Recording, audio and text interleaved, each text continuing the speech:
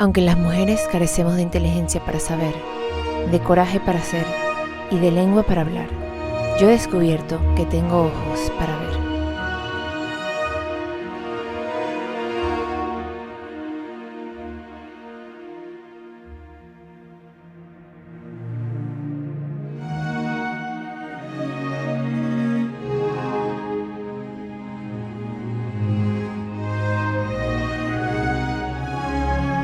Hey guys, this is me from the future. This is me while editing this video, giving you a pre-introduction to the video. As I was editing, I noticed I gave the video a bit of a sassy tone. And those that don't know me very well, at least don't know my content very well, might take those moments a little bit too seriously. I started with that quote from Isabella to also mimic the irony in which I scripted the video. So I wanted to give you a little warning. Obviously, Isabella was not being so serious. She was being ironic. She was in some way poking fun at the gender norms and beliefs at the time. Now, with that said, future editing me will probably make more appearances throughout the video because after I had already filmed the video, I had a little bit more time to reflect upon some concepts, and I had a conversation with some of you guys that follow me on Instagram, so I decided to include some of those thoughts here. Also, I wore a white t-shirt while filming, which was not a good choice. Definitely that tone of white is not my color, so I give you that warning. Cheers. Hey guys, welcome back to my channel. I am in a new location, different spot this time. If you know, you know. I'm trying to figure out what is the best place to film in this little house of ours.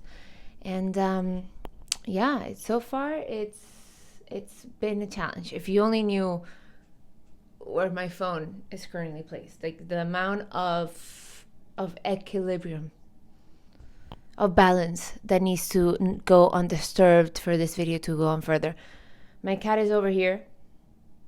He's watching where my phone is placed, and I'm really hoping don't do it. Yeah, stay there. I wish I could show you, but then that would require me moving the phone from where it is, and it was already difficult enough to put it there. Anyways, this is a good spot in some ways, shape or form, because of the light, and it's warm in here. It's not so ugly behind me. The house is still needing to get some decoration. Okay, so anyways, that's a little bit of an update, a little bit of a rant about my current status in my life change, but regardless, that's not what you're here for, is it? So let's get into the video. A few days ago, I logged into my Twitter account, or X as I do, and I came across this tweet by Matt Walsh, which said, please name one institution that has been measurably improved by increased female leadership. Now, what does that mean? Increased female leadership.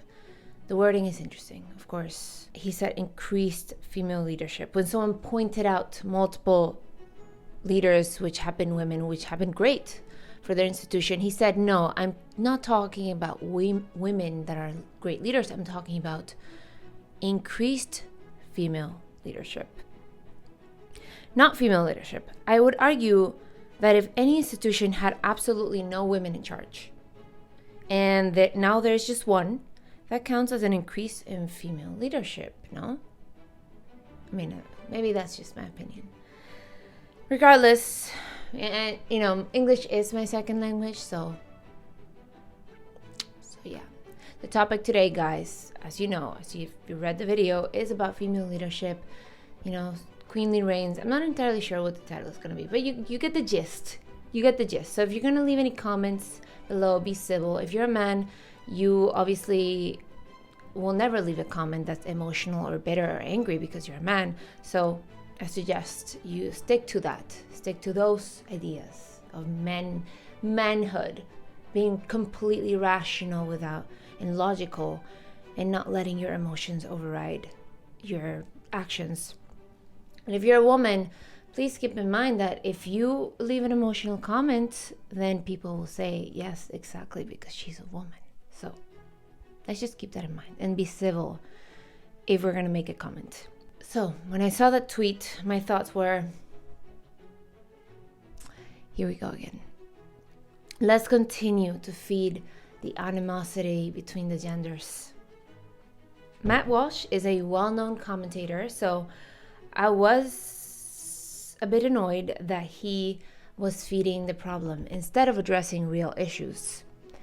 However, I give him some grace because he was answering a tweet by The Blaze which said, quote, "Isn't it just time for women to run the planet? Will Ferrell tells Hollywood men are not doing so good as leaders." Now, first of all, Matt, you're on Twitter too much. Stop it. Like, calm down. Okay? Second of all, yes, I don't think Hollywood men are doing so good right now. They're not doing so good as leaders, but I wouldn't blame the issue on their gender. I would blame it on their ideology. So I'm tired of this argument, but it is lame for Will Ferrell to say women should run everything. Like, please stop putting it on us to fix everything. Now, I don't tweet much. I sometimes retweet or I quote other tweets, so I didn't really say anything in that conversation. You know, I took it to Instagram to share my thoughts and my stories, and I did have a bit of a back and forth with you guys, with some of you agreeing with Matt Walsh, some of you kind of taking more of a neutral, nuanced position, which I appreciate. And overall, I do think that men, physically, they tend to be more predisposed to being leaders, because being a leader is a stressful position. Despite the glamorization in the media about leadership, it generally, I don't think, is fun. Higher testosterone in men gives them the ability to channel stress in more productive ways, and also able to take on more stress than women without it affecting them negatively. In us women, too much of it can lead to health issues or burnout. And quite frankly, girls, like, I don't think we want either of these things. Okay, and future me wants to add something here. It is not purely a hormonal thing, obviously. There are other factors at play. That is just a most obvious one. And for the secular men and women, physical and mental factors are it. However, if we take a biblical and or Christian route, we will find that men are called to be leaders. They are given the bigger responsibility, the burden of performance. When Eve ate the apple and offered it to Adam, it was him whom God reproached first. He knew the rules, he was there first, and yet he broke them. Adam was put on paradise before Eve. He had been given the instruction directly from God, and presumably told Eve when she arrived. He could not hide behind Eve's action when God came to ask him directly. Just like men cannot hide behind women and relinquish responsibility, when women act badly, this does not give men free rein to act badly themselves. This also does not mean to force their will on women. Many men want to cling to this idea that God puts them as leaders, but they might not want the responsibility this entails. This kind of leadership is not self-serving. It is a leadership which is meant to serve others, not yourself. Now, if you're not religious and this is unconvincing, then let's stick to the physical factors. And okay, back to my other me. Regardless with this, I agree with the premise that in general, men tend to be made more for leadership because of their biological disposition, but I reject the idea that women could not and should not assume positions of leadership, because if they do, they will ruin things. I'm tired of this black and white thinking that has people so angry at the suggestion of either, well, men tend to be a little bit more disposed for leadership, which will have a lot of liberals explode with anger. And on the other side, that some women could actually be great leaders, which will have some sections of the right think you're stupid for thinking such a thing. I realize that men that are too deep into that ideology and way of thinking will not even listen to what I have to say. If they do click on this video, I wouldn't be surprised if they let their emotions override their logic and enlightened thinking, and they leave some kind of angry or bitter comment. But hopefully not. Hopefully we, as I said, can all be civil today. In Matt's tweet, someone replied with examples of female leaders that had not only held their position well, but incredibly strengthened and improved the positions of the institutions they represented. One of which is Queen of Isabella of Castille, otherwise known as the Catholic Queen, otherwise known as the Warrior Queen. And I know what you're thinking. I know, the Warrior Queen.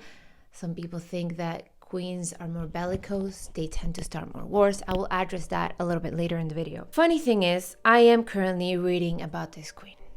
Okay? Because the Reconquista of Spain is a topic which fascinates me. And given the current situation in Europe, I mean, like, another Isabella could be warranted.